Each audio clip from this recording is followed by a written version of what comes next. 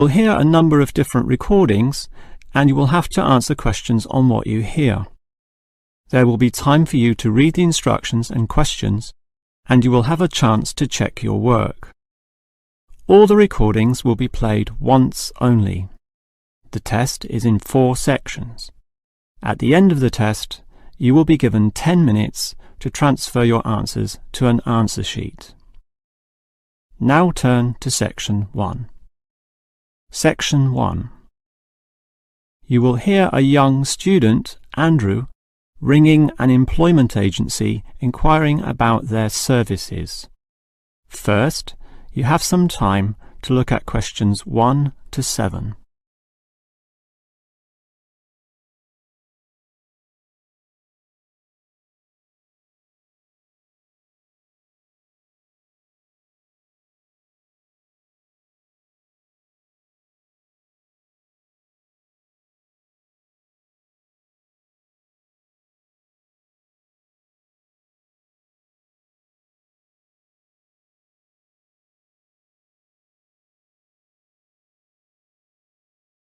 Now we shall begin. You should answer the questions as you listen, because you will not hear the recording a second time. Now listen carefully and answer questions 1 to 7. Hello, is this the AAA employment agency? Yes. Hi, I rang before. My name's Andrew Peterson. I rang you earlier and gave you my personal details. If you remember, I'm that student looking for work during the summer holidays. Oh, sure. Actually, I have your file right here. But we still need to add some further information. Yeah, that's what they told me, and that's why I'm ringing. What do you need to know? Well, we have to know your main level of education. It's a degree, I suppose. Yes, but I'm still doing it in engineering. It's quite interesting. Some of my friends are studying computing, though, so I'm interested in that also. Well, I'll just write in your main degree subject, engineering. We usually have a demand in computing, though. Have you worked with computers before? No, I just do some programming for fun at the university, but I almost got a job as a computer designer once. Actually, the only job I've ever had was as a car salesman, believe it or not. Well, at least you've had experience dealing with customers. What about hobbies, though? Sometimes they can help develop useful skills. In my free time I don't do much, mostly study. I play chess occasionally at the university chess club. That's right next to the tennis courts, but I'm not interested in that. Chess helps develop analytical skills, so I'll put that down. Of course, it's your main skills that employers want to know about. What would you say they are? Well, I'm in my 3rd year now, studying electrical machines and generating systems, but I'd say electronics is my best skill, much better than, say, my machine skills, which aren't so good, actually. Okay, machine skills are in demand, but so too are electronic ones, so we might be able to find you a part-time job in that field. But what sort of money do you expect to get? Oh, anything, really. I'd want the standard payment, let's say. What's normal? 1,000 a month? 1,500? I'll just put $1,200, okay? That's fine by me. When can you start? Say, within 2 days? Easily. Actually, less. In fact, just give me a ring and I'll be able to start immediately. Although I admit it'll take me a few days to get used to getting up early in the morning. Okay, that's just about it. Unless you'd like to add anything else which may help with your application? Not really. I ride a motorbike, but that's unimportant. I'm friendly, but every applicant claims that, right? I can speak another language. Ah, that might be useful, depending on the language. Is it Chinese? A Chinese speaker would go down well. Spanish, I'm afraid. You see, I grew up with some friends who came from South America. Okay, I'll write that down. But I don't think it will help that much, sorry to say. Before you hear the rest of the conversation, you have some time to look at questions 8 to 10.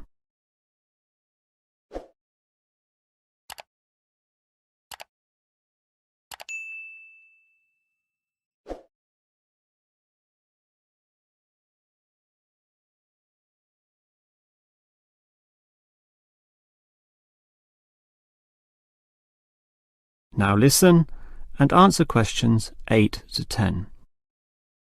Well, thanks for your help and hopefully I'll get a job soon. But can I just ask one more question? Sure. What basically are employers looking for when they interview someone? Oh, many things. Being hardworking, diligent and focused on your job is good. But surprisingly, it often means you can't see the bigger picture or provide suggestions which help the company move forward. That requires thinking for yourself, outside the box as they say, and being free of the standard ways of approaching tasks. Employers certainly value that. I guess experience must help, though. It depends. If it involved a routine job, one which didn't exercise your mind, it might not mean that much at all. But since companies are basically composed of people, it is important to be able to get along with others. There's no point in hiring someone whom the other employees don't like, right? That just causes problems. In fact, I would say that being friendly and approachable ranks far more highly than your academic qualifications. Okay, and that's all assessed at the interview, right? Yes, and your qualifications, experience, and approach to the job, such as whether you can do different things, work overtime, or do long hours, is needed. But those latter qualities are pretty much standard. What may be more important is based on the fact that things inevitably go wrong. Mistakes are made and someone's got to fix them in a way that creates the least disturbance. People with demonstrated abilities to do this are certainly regarded highly. I see. That's very interesting. That is the end of section 1. You now have half a minute to check your answers.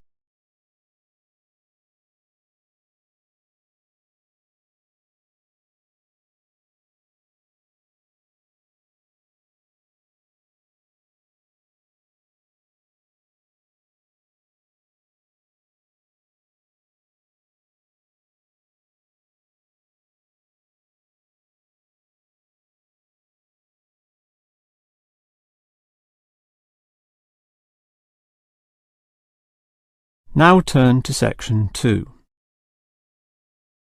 Section 2. You will hear the manager of the fitness centre giving information about the centre to some new customers. First, you have some time to look at questions 11 to 15.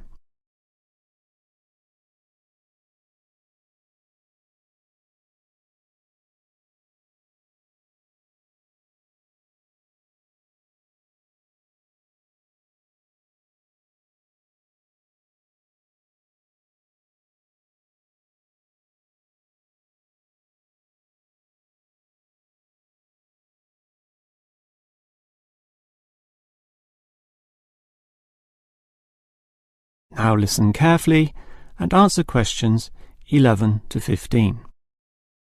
Hello everyone, and welcome to the Fit for Life Health Centre, a place which, as the name suggests, is not just for short-term solutions, but rather intends to put you on a sensible and achievable footing for the rest of your life.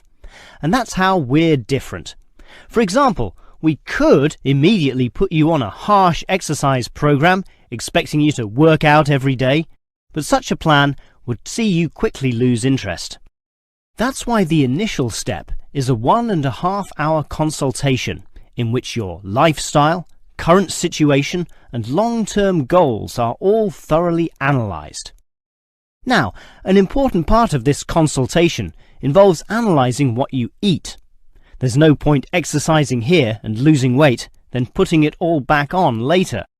You will need to show self-control and discipline in your diet, and we'll work on that. Similarly, we'll put you on an exercise regime suitable for your level of fitness. So that will involve a test where we will take you through some activities, then measure your heart rate and blood pressure to determine how fit you are.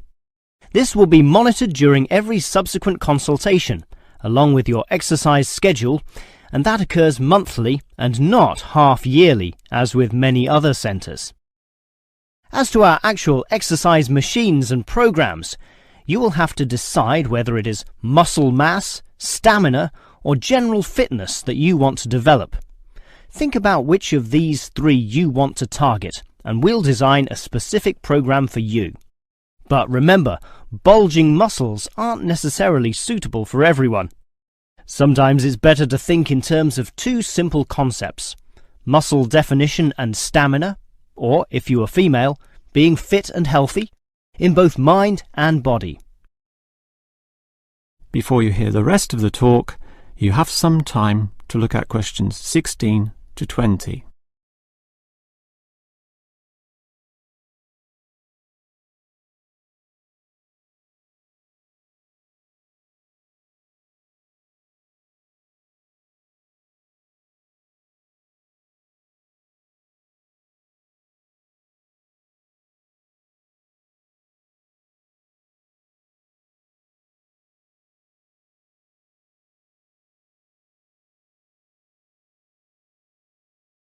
Now listen and answer questions 16 to 20. Now, if you're going to work out at this gym, you'll need to think about your reasons for exercising. So let's consider that in more detail. Muscle mass is certainly popular with the guys, probably seeking to impress the girls. And with muscles comes the confidence to do that, right? Well, for that, you'll need our high-stress weight units, where pumping iron is all the rage. Moving on to other benefits, one of the main ones is beating the tension of life, right? And the longer the exercise is, the greater the rewards in this respect. Thus, playing squash can certainly help, and so can swimming. But what's much better, as every jogger will tell you, is their activity. So we have ample jogging machines and they're always popular. They can provide good fitness too, as can the yoga classes. However, again, let's not forget playing squash, which I would say is the optimum way to improve your general well-being. Such an active, energetic game, plus the competitive element, drives you forward into high levels of health and fitness. These, of course, are the ultimate purposes of being here, but remember, the centre is full of like-minded people, all of whom are interesting to meet and valuable sources of information. The yoga classes have a pre- and post-meeting session, so you'll certainly meet others there, although they'll all be yoga enthusiasts, which limits the range somewhat. But whether doing yoga, swimming or exercising, everyone showers, right? So those facilities are where you'll hear all sorts of interesting conversations and really get to know people. Not like the front desk area, which is mostly empty as patrons go immediately inside to do their exercise. Of course, the front desk can answer all your questions and has information brochures and such like, but for knowing more about a greater variety of subjects and community concerns, look at the notice board in the yoga studio, where there's a huge array of papers, leaflets and articles, all for you to read and consider. That is the end of section 2. You now have half a minute to check your answers.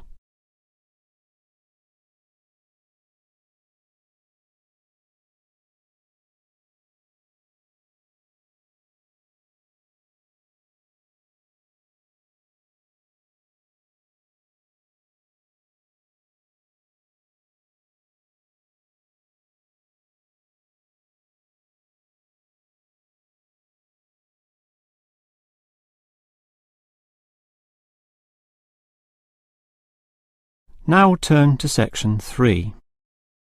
Section 3. You will hear two faculty directors talking about which person in their university to promote. First, you have some time to look at questions 21 to 25.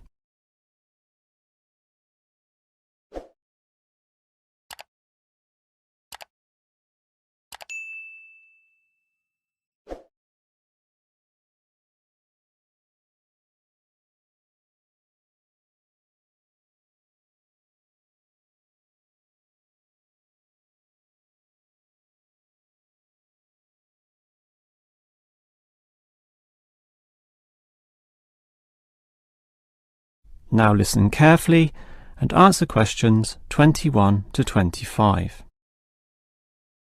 Okay, we've got to decide who to promote to leading education officer. Someone from the arts faculty, I suppose. Well, it can be from any faculty, since the position requires more general skills. Handling personnel, settling disputes and motivating them to focus on the task. It was the last position which involved computer knowledge, not this one. Surely computer knowledge would help. So too would knowledge in the arts. Sure, it would help, but the key criterion is being able to direct the staff appropriately. So it doesn't matter then from which faculty we select our candidates? Not really, but I've already looked at those from computing and rejected them all. Why? They're all too new, lacking in sufficient experience, whereas these ones from the business faculty are long-timers, so we'll take someone from there. I suppose you're right. The arts faculty doesn't present much in the way of suitable candidates either. But we'll still have to train the person, teach the ropes, as they say, and he or she will have to expect to do overtime as needed. Of course, it can get so busy that if we were open on the weekend, they'd have to work then as well. Just as well we're a Monday to Friday university, right? Right. But are you sure these people will actually want the job? The salary isn't such an improvement on their current ones. I know, but there are benefits. You get overtime rates, a nice place to put your car, as well as additional petrol money if you drive for company purposes, which they'll probably be required to do. But those benefits are quite limited, especially given all the work and responsibility involved. People often don't like that. They prefer the creative freedom of less senior teaching positions. Yeah, I know. But these candidates should realise that if they do this job well, there'll be more promotions down the line. You know how everyone likes having their own office, right? Sure. Well, that would come after a few years, if they're prepared to work hard and grow with the university. Yes, that should attract these people. Before you hear the rest of the conversation, you have some time to look at questions 26 to 30.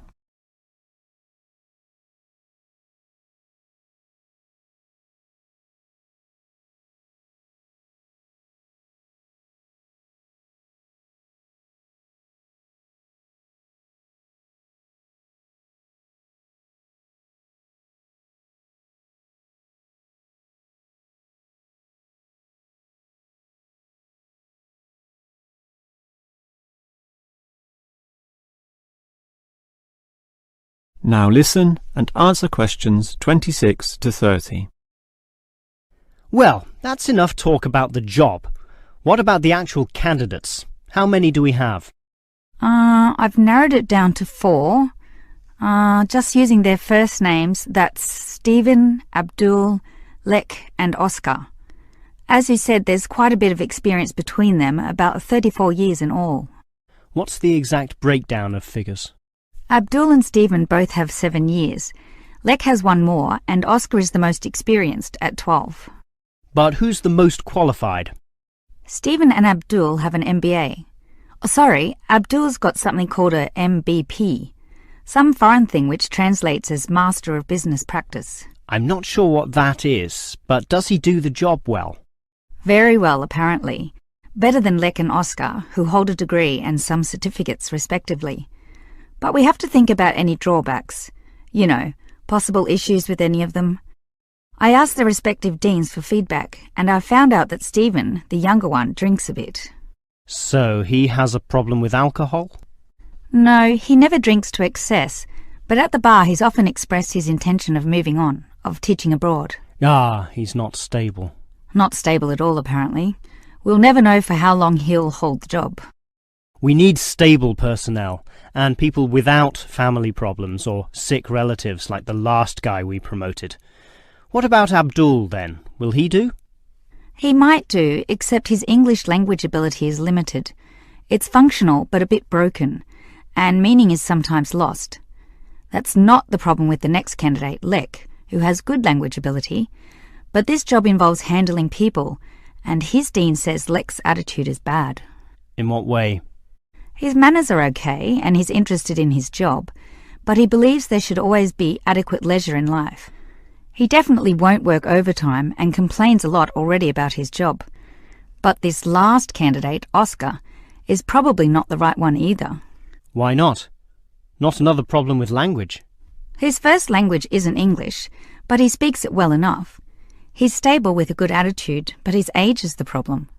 Age is not a problem. That would be ageism, and I don't believe in that.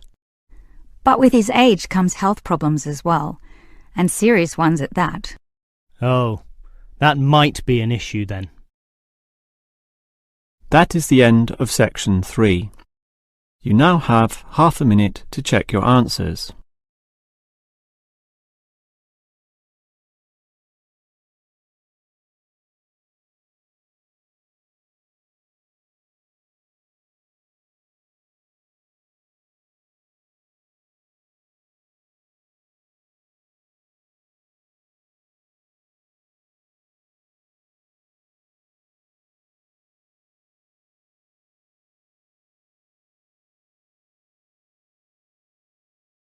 Now turn to section 4. Section 4. You will hear a lecturer talking about caves. First, you have some time to look at questions 31 to 33.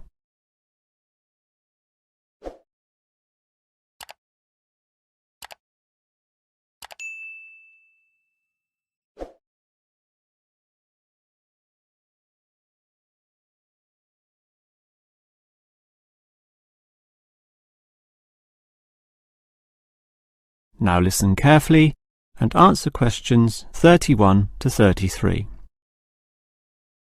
If there is one natural feature which has long fascinated man, it is caves, those natural underground spaces into which people can enter.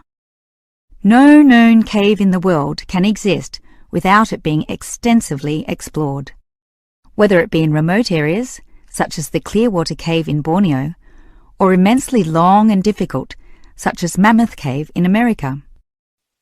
Or perhaps the most challenging, those caves below the water table, full with water, in which case the exploration is known as cave diving. Whatever the case, if the caves are known, as complex and difficult as they usually are, they will be explored.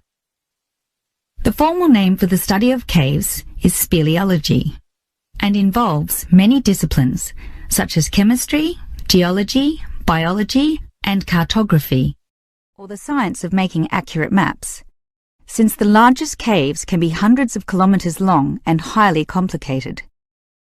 If the exploration is just for fun, the activity is known as caving. But with the difficulties and dangers involved, the average caver is often involved with one of these speleological sciences. As for the number of caves in the world, research suggests that only a fraction have been found and documented, mostly in the areas in which caving has long been a popular activity, such as in America, France, or Australia. China, for example, has huge areas of limestone bedrock, prime material for cave formation, and logically must contain among the largest number of caves in the world. Yet only few are documented due to the lack of interest in caving there. Thus, as exploration continues, new caves will be discovered, and it is likely that the numbers could radically change in the future. Before you hear the rest of the lecture, you have some time to look at questions 34 to 40.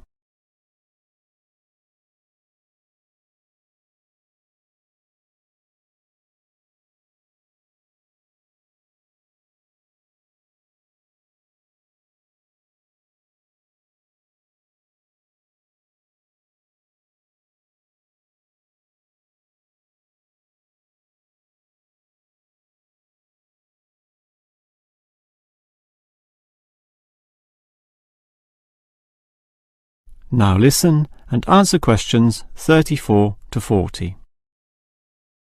With caves being such mysterious and intriguing places, the obvious question concerns how they form.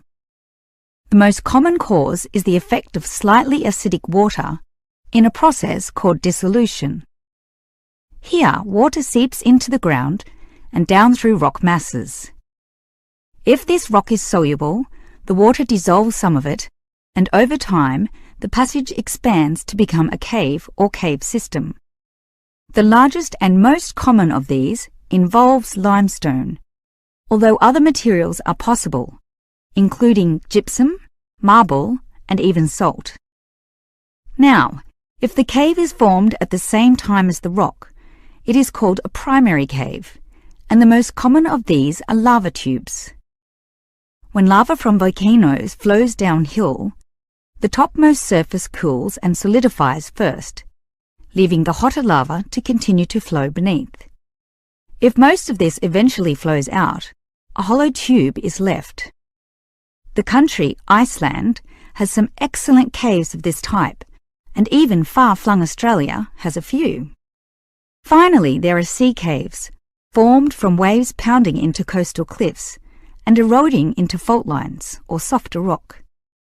These caves are usually the shortest, about 50 metres at most, since the erosive action of the waves can only reach a certain distance. However, it is limestone caves which will always be the most interesting. This is due to the presence of limestone formations. As the groundwater seeps downward through the ceiling of the caves, it encounters a different pressure and temperature, causing it to deposit a small amount of its dissolved calcium carbonate. Over time, through the action of millions of drops, this deposition process results in ever-growing masses, known as stalactites, if hanging from the ceiling, or stalagmites, if growing from the floor. Alternatively, the water may flow over a large surface of rock, forming flowstone, and with other sorts of processes, can result in beautiful milky white formations of astonishing complexity. One of the best examples of this, as well as of what surprising discoveries may yet await, is the Lechuguilla Cave in New Mexico. In the 1950s, some cavers heard the sound of wind underneath some large boulders on the cave floor, a clear sign of a deeper passageway.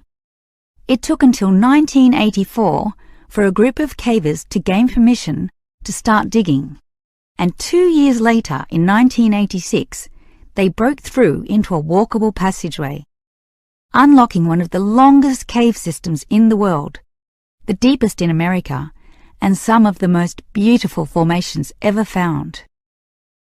Unusually, many of these were yellow with sulfur, suggesting that the caves were a result of hydrogen sulfide from nearby oil deposits. This was forced through fracture lines, combining with existing groundwater to form sulfuric acid, dissolving the limestone from the bottom up instead of the normal top-down seepage which characterizes most limestone cave formations. That is the end of section 4. You now have half a minute to check your answers.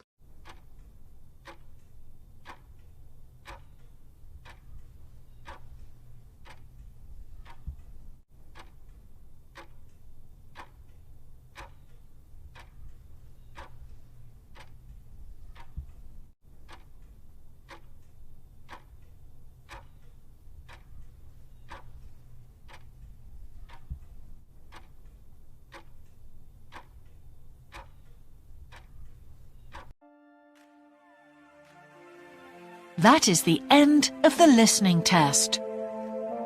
In the IELTS test, you would now have 10 minutes to transfer your answers to the answer sheet.